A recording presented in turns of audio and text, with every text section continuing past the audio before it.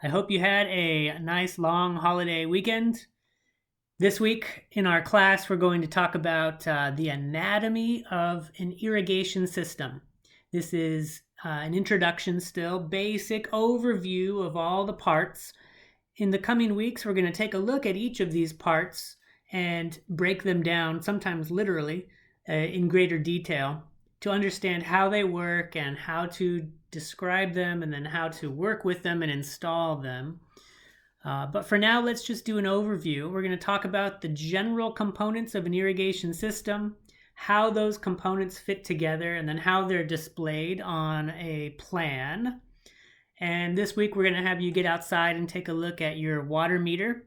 And kind of following up from last week, the little explanation we had on water meters, you're going to read your own meter, and then you're going to answer a few questions we've got.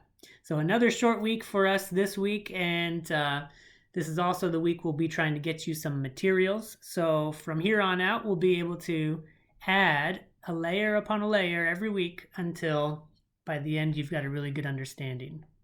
Continue to keep in touch with me in the Q&A discussion or by sending me a message in the Canvas inbox. And I look forward to seeing all of your submissions this week. Take care.